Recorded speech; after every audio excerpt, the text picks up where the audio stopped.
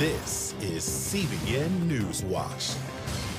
It is Tuesday, March 30th. Thank you so much for joining us. I'm Ephraim Graham. We begin this half hour with Planned Parenthood branching out into the world of transgender medicine. The nation's #1 abortion provider now seeks to become a place where young people can receive hormones like testosterone or estrogen. Heather Sells reports it is a potentially lucrative business. Planned Parenthood has begun offering hormone therapy to those who identify as transgender. It is a new business model that makes financial sense, potentially for years to come. You are accepting all the risk and you say, I'm transgender, I want these hormones, and they will give them to you. Attorney Mary Hassan is watching the growing number of young people, especially girls, who see themselves either as transgender or simply gender non-conforming, filling Planned Parenthood waiting rooms. They seek hormones to modify their bodies, not to the extent that someone who identifies as transgender might, but just, for example, for a girl to have less fat, to have more musculature, to look a little bit more masculine. The giant abortion provider's annual report shows its expanding business venture. 200 centers in 31 states now welcome these young people, and the Family Research Council says Planned Parenthood has become the second largest provider of hormone therapy to those wanting to change. It is labeled gender-affirming therapy, which means no questions asked and no need for mental health support. Instead of their underlying wounds being addressed and someone sorting out why it is that it feels so terrible to be a woman and that they hate their bodies and instead of asking what's going on, they're simply medicating that and creating new customers for life in ways that are deeply damaging to these women's bodies. Some centers are even targeting teens 16 and under, setting up a business relationship that can last for a lifetime and permanently alter adolescent bodies. Heather Sells, CBN News. From the debate over transgender rights to expressing faith in any segment of society, the cancel culture wants Americans to go woke Egyptian. American pastor Michael Youssef, host of the popular program Leading the Way, warns that following the current culture is deadly to the gospel of Jesus Christ. Please be careful. Be careful. This is another one of those enemy's deceptions that are sneaking into the church to take our eyes off Jesus and of the eternal perspective and the fact that only He can give us eternal life, forgiveness of sin, redemption. And therefore, He has got to be the focus, not all the stuff that is coming to us from the outside, which really, any division, who's the master of division? Satan. He's the one who's trying to divide us. Jesus unites us. Now you can watch the full interview with Dr. Michael Youssef on CBN's The Prayer Link. You can watch it this evening on the CBN News Channel. It begins at 6:30 Eastern Standard Time. It is day 2 of the Derek Chauvin trial, with further questioning of witness Donald Williams II, along with other witnesses. Williams' testimony gives accounts of what he saw on the scene in the final moments of George Floyd's life. The trial also already revealed Chauvin knelt on George Floyd's neck a total of 9 minutes and 29 seconds. Previously, it was thought only 8 minutes and 46 seconds. Witness testimony is expected to last about 4 weeks. Texas State Trooper Chad Walker, ambushed and shot Friday night, is brain dead. His body is on life support until he can give life to others through organ donation. A statement on the Texas Department of Public Safety's Twitter page says his final sacrifice embodies Trooper Walker's actions throughout his life and service as a Texas Highway Patrol trooper. The Walker family is grateful for the continued support and prayers as they remain at Chad's side. The man who ambushed him was found dead later that evening from a self-inflicted gunshot wound. No reports on a motive for the crime. and already drenched southeast is getting hit again by potentially severe storms. AccuWeather reports the latest system is expected to bring more rain with nowhere to go, as the ground is already saturated by more than a foot of rain in some places, like Nashville, where flash flooding filled streets, highways, and homes. Forecasters say there could be more severe thunderstorms and even more flooding as rivers and streams fill to overflowing. Meteorologists say showers and thunderstorms will move into the Gulf Coast initially on Tuesday and move north into Mississippi, Arkansas, Alabama, and Tennessee. Cold air behind the front will bring a wintry mix Wednesday night into the northeast. Parts of the region will get snow into the day and through the night on Thursday. International shipping traffic is moving once again in the Suez Canal.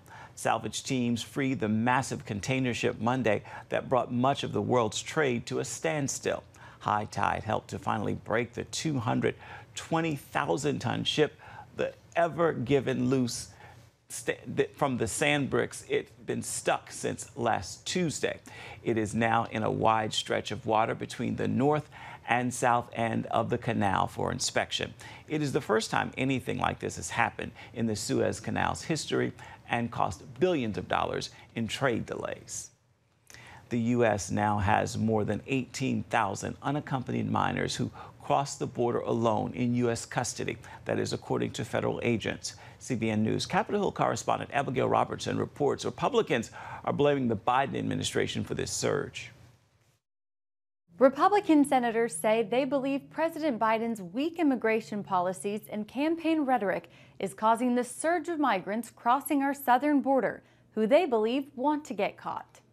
This path is marked so that people will know where to go to find a detention facility. Senator Lindsey Graham claims Biden's policies are incentivizing human traffickers. There's a loophole in our law that incentivizes people to bring 6-year-old children with them, because the Biden administration has changed the law so that if you got a 6-year-old, you can't be deported. There are many families currently benefiting from the policy. My message to the American public is not to be afraid of human life, especially because they're not criminals. CBN News senior Washington correspondent Tara Mergener recently visited a Texas charity that helps families with young children brought to them by Border Patrol. And that's what concerns me, is the kids, the babies.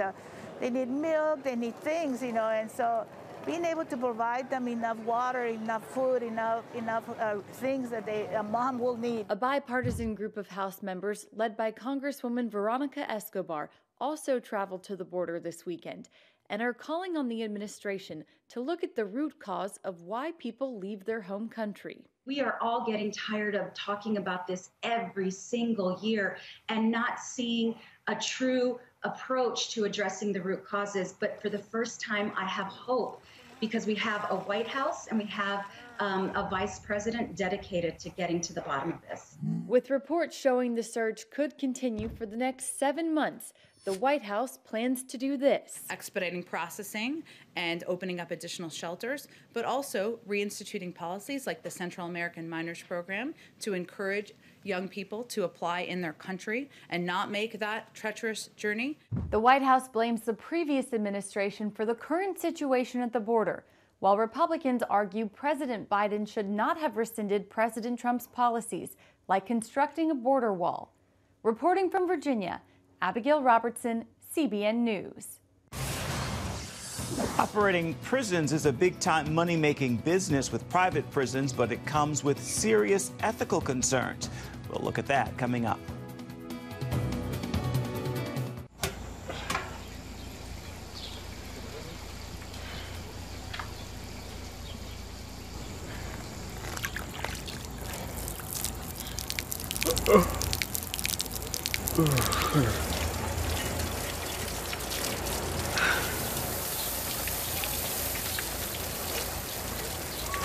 Life is better with a good night's sleep. Get your free DVD or booklet of Protect Your Sleep.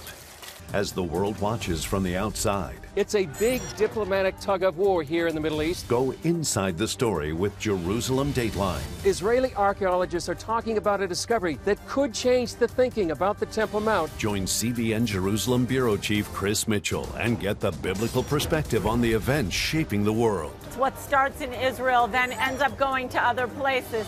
Watch Jerusalem Dateline Friday night at 8:30 on the CBN News Channel. Life. It's meant to be lived fully. Jesus said it. I came to give you life. Life to the fullest. Life in your family. Life in your finances. Life in your body, mind, and spirit. Life in your everyday.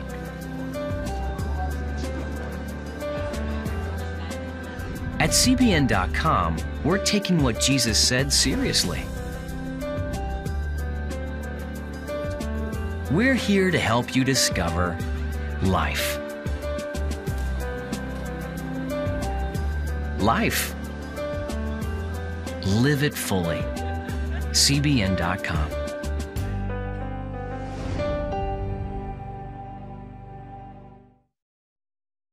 The private prison industry makes billions locking up people. CBN's Jennifer Wishon reports for some, however, that raises ethical problems. Locking up criminals is expensive, and for decades, the federal government has relied on private companies to help lessen the load. But today, this controversial industry's days may be numbered. One of his first actions in office, President Joe Biden used his executive pen to begin unraveling the partnership, directing the Department of Justice not to renew its contracts with the facilities, a move designed to promote racial equity. This is the first step to stop corporations from profiting off of incarceration that is less humane and less safe, as the studies show. A 2016 Inspector General's report found private prisons had more safety and security incidents than public ones over a 4-year period.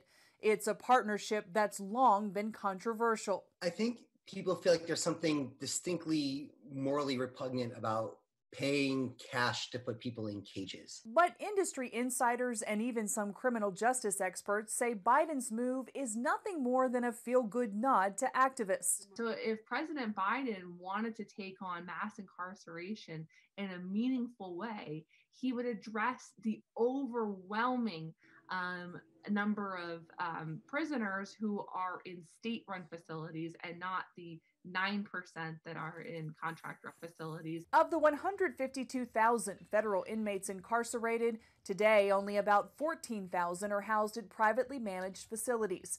And Wilkes says just 300 of those are U.S. citizens. The rest are criminal aliens who will be deported after completing their sentences. Day One Alliance, a trade group for private prisons, was formed to reduce the industry's public stigma. And Wilkes argues in ending their partnership, the federal government is throwing out an important tool.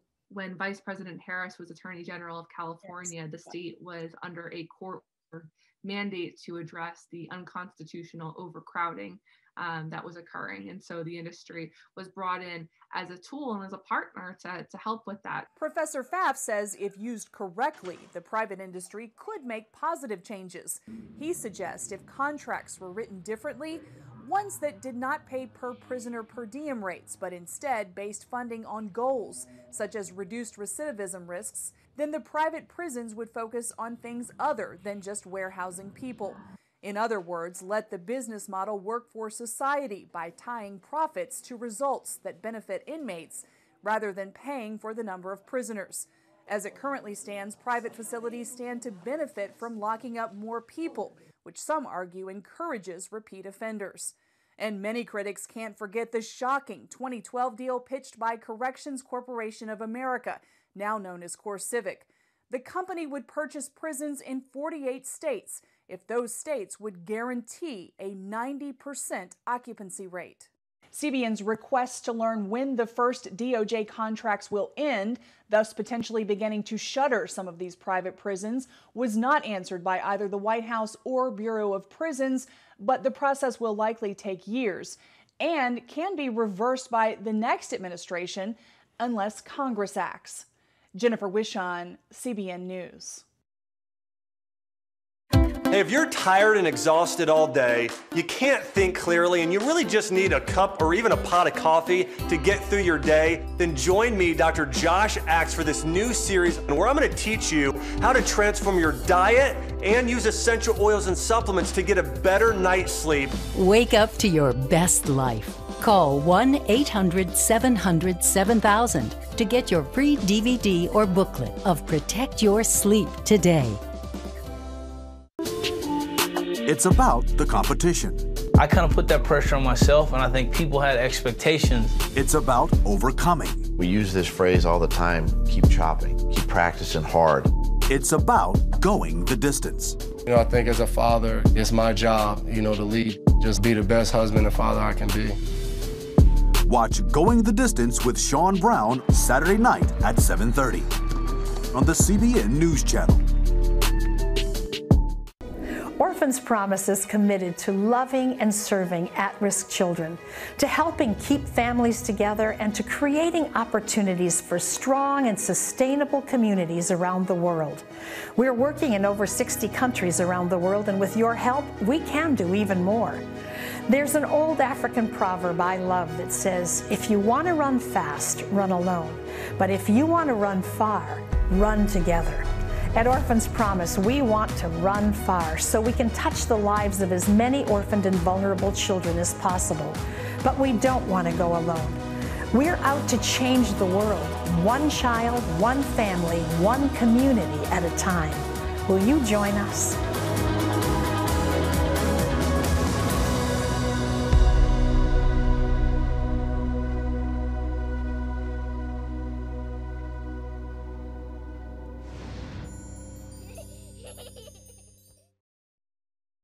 As we reported, at least 18,000 unaccompanied children are at the U.S. southern border. Heather Sells spoke with Dr. Andrew Salih of the Migration Policy Institute about what can be done to help those children. How do we understand how it is that we have so many children at the border right now and on their own? I think this is a reflection of the desperation you see in parts of Central America. It's been ongoing for a long time, but this past year was difficult economically, and 2 hurricanes that added to the misery, and people are willing to risk a lot, including sending their children, mostly teenage children, alone up to the border. And then you have the decision by the Biden administration to take children in. Not all of them are guaranteed to stay in the U.S., but they have a chance to make their case, and that's enough for a lot of families to take the chance. Why are these children coming on their own? Why are their parents allowing them to come on their own? It is, not uncommon in some of these countries that someone who's 16 or 17 years old goes to work, and it is, particularly very poor families. And so this is one of the alternatives, right, is to head up to the United States and look for opportunities. And then there's a second reason, which is some of these places, particularly Honduras and El Salvador, but parts of Guatemala as well, are particularly violent. And so some of these kids, their other alternative is to be pressed into service in a gang, or if they're girls, sometimes to be pressed into service as a girlfriend of a gang member. And if you don't want that life, and you want to be able to help your family, sometimes heading up to the border, as dangerous as that is and as scary as that is a better option. You study migration patterns, trends all over the world. At this point in time, how do you think the U.S. should address this border surge? In the medium term, there's some real opportunities to build legal pathways, to build pathways for work, for people to come, to build pathways for some young people who already have family in the United States to come legally to the United States, and to look at how we have a real asylum system that works, that can make efficient determinations about who needs protection, because some people clearly are running from things that are scary and they deserve protection. They're running from real danger. So we need to do that. And in the medium term, I think the decision was probably the right one to take in unaccompanied minors rather than expelling them back. But I think the Biden administration may have to be tough with families and adults on this. I mean, right now there's a health order in place that says you cannot come into the United States because of COVID. And, at least with families and adults, they're going to have to be pretty tough in sending people back to Mexico. Otherwise, this can continue to spiral out of control. Does it make any difference in your view that the president has asked the vice president to take charge of this situation? I think it shows how seriously he's taking the situation. And it's obviously he's taking a play out of his own experience when he was tasked with handling some of these issues when he was vice president. But it clearly shows this is, his priorities coming in were tackling COVID and restarting the economy. But the border has clearly, shot to the top three in things that he is waking up and paying attention to every morning. What do you expect for the rest of this year? We know sometimes there is a surge when the warmer weather months come, but do you see this continuing this year? There's a surge of adults usually around the warmer months, and we are seeing that also, right? I mean, there is a large number of adults. They mostly aren't getting in, and they're trying several times, but that's probably going to keep increasing.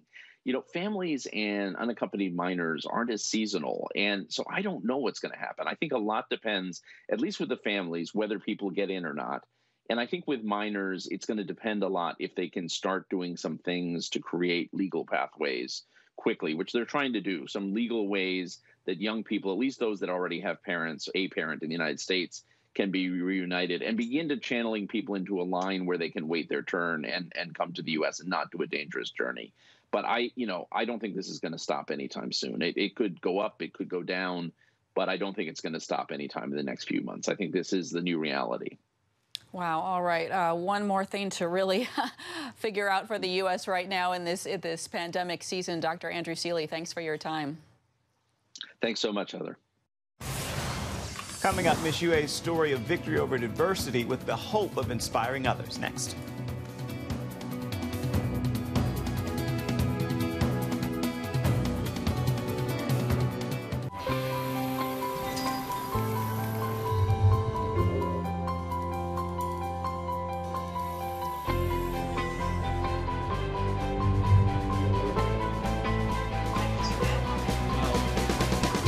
Region's first ROTC graduate student.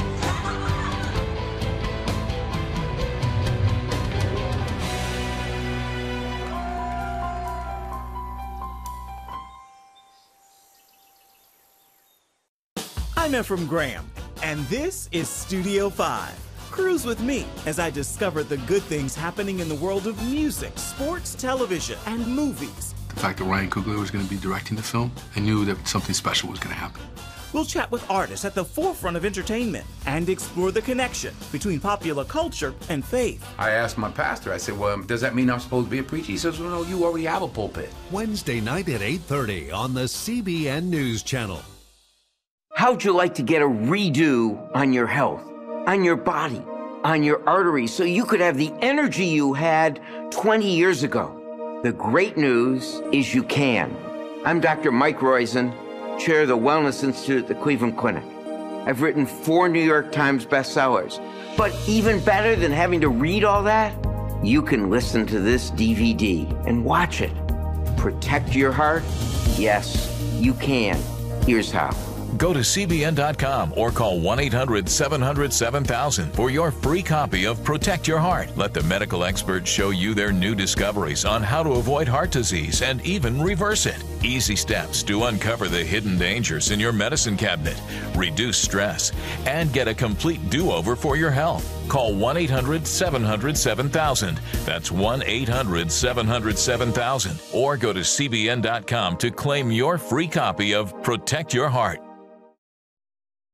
Life hasn't always been a beauty pageant for Miss USA Asia Branch. A troubled childhood, a father in prison. CBN Charlene Aaron shares her story of redemption to inspire others. Growing up, Asia Branch wanted to escape a troubled childhood. That led to the dream of becoming Miss USA. A true long shot, she never imagined making history on 2 fronts, becoming the first Black woman to be crowned Miss Mississippi, and the first from her state to win the national title. Mississippi has never won Miss USA before, and so going into the competition, I was just like, wow, I could make history again. This response to a question on gun control during last November's competition clinched her win. Gun laws. Education should be available to everyone. I believe that we should require people to pass training and safety courses before they're allowed to purchase a gun and before receiving a permit. I think it's important that we not ban guns, because obviously people will find a way to get what they want anyways, but I think it's our Second Amendment right, and we just need more safety surrounding that. Miss USA 2020 is Mississippi. Crowned during the pandemic, Asia Branch, a University of Mississippi grad, has since moved to New York to make the most of her unprecedented reign. Just making sure that I'm keeping myself safe as well as those around me. And so there is a lot of virtual opportunities for me in interviews, just like I'm speaking to you now. And I think that's kind of the new normal as of right now. And so that does make the year look a little bit different. For this queen, making adjustments has been part of life. At age 10, her father was convicted of armed robbery and sentenced to 10 years in prison.